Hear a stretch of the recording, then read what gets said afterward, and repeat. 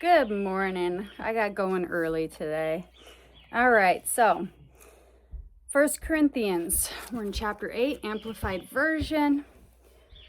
Now, about food sacrificed to idols, we know that we all have knowledge concerning this. Knowledge alone makes people self-righteously arrogant, but love that unselfishly seeks the best for others builds up and encourages others to grow in wisdom.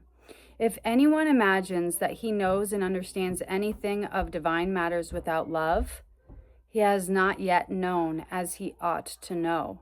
But if anyone loves God with awe-filled reverence, obedience, and gratitude, he is known by him as his very own and is greatly loved. In this matter, then, of eating food offered to idols, we know that an idol is nothing in the world. It has no real existence, and that there is no God but one. For even if there are so-called gods, whether in heaven or on earth, as indeed there are many gods and many lords, yet for us there is but one God, and the Father, who is the source of all things, and we exist for him, because everything was created. So those many gods and lords are demons. Yet for us there is but one God, the Father, who is the source of all things, and we exist for him, and one Lord, Jesus Christ, by whom are all things that have been created, and we believers exist and have life and have been redeemed through him. However, not all believers have this knowledge, but some, being accustomed throughout their lives to think of the idol until now as real and living, still eat food as if it were sacrificed to an idol, and because their consciousness is weak, it is defiled, guilty, ashamed. They had these big food markets, and a lot of them were like prayed over, sacrificed to these gods, but then given to people to eat and buy. So they bought meat that was sacrificed to a god, and then they were selling the meat at the meat market. So people would buy the meat and eat it. However, not all okay. Now food will not condemn us to God, nor bring us close to him. We are no worse off if we do not eat, nor are we better if we do eat. Only be careful that this liberty of yours, this power to choose, does not somehow become a stumbling block, that is, a temptation to sin, to the weak in conscience.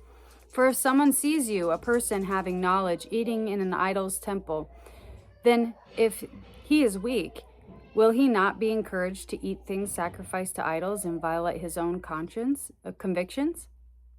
For through your knowledge, spiritual maturity, this weak man is ruined. That is, he suffers in his spiritual life, the brother for whom Christ died. And when you sin against the brothers and sisters in this way, and wound their weak conscience by confusing them, you sin against Christ. Therefore, if my eating a certain food causes my brother to stumble, I will not eat such meat ever again, so that I will not cause my brother to stumble. We're going to go into chapter 9. Am I not free, unrestrained, and exempt from any obligation? Am I not an apostle? Have I not seen Jesus, our risen Lord, in person? Are you not the result and proof of my work in the Lord? If I am not considered an apostle to others, at least I am one to you.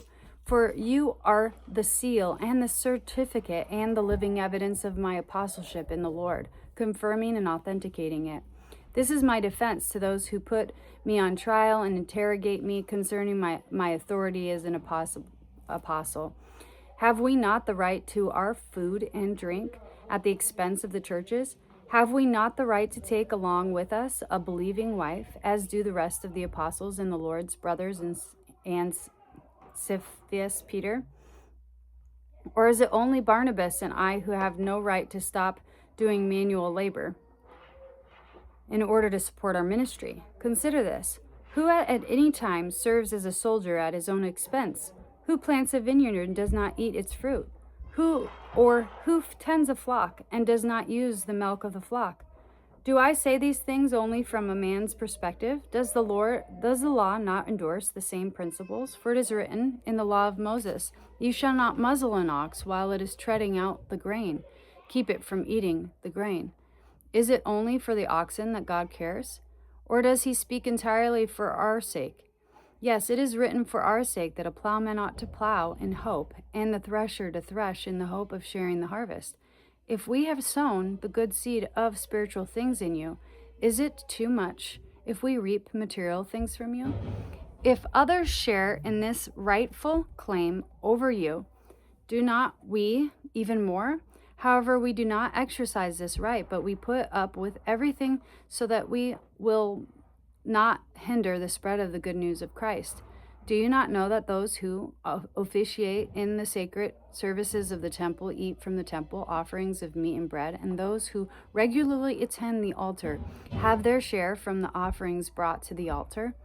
So also on the same principle the Lord directed those who preach the gospel to get their living from the gospel.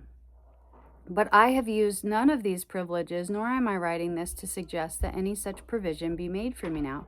For it would be better for me to die than to have anyone deprive me of my boast in this matter of financial support. For if I merely preach the gospel, I have nothing to boast about, for I am compelled, that is, absolutely obligated to do it. Woe to me if I do not preach the good news of salvation. For if I do this work of mine, of my own free will, then I have a reward.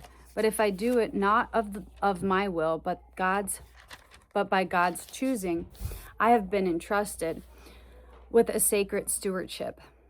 What then is my reward? Just this, that when I preach the gospel, I may offer the gospel without charge to anyone, so as not to take advantage of my rights as a preacher and apostle in preaching the gospel. For though I am free from all men, I have made myself a slave to everyone, so that I may win more for Christ. To the Jews I became a Jew, so that I might win Jews for Christ. To men under the law I became as one under the law, though not being under the law myself, so that I might win those who were under the law.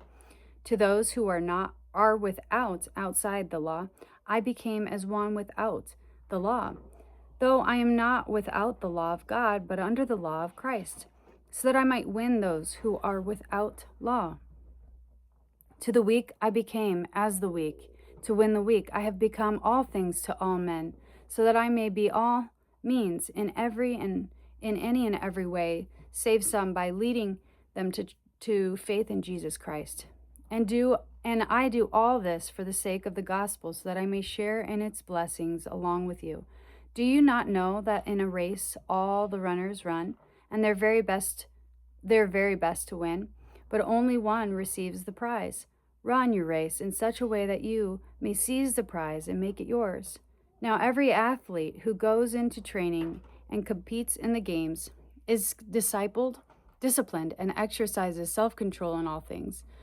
They do it to win a crown that withers, but we do it to receive an imperishable crown that cannot wither. Therefore, I do not run without a definite goal. I do not flail around like one beating their air, just shadow boxing.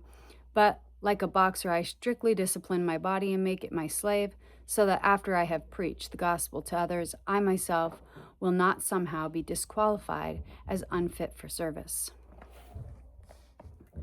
All right. God bless your day.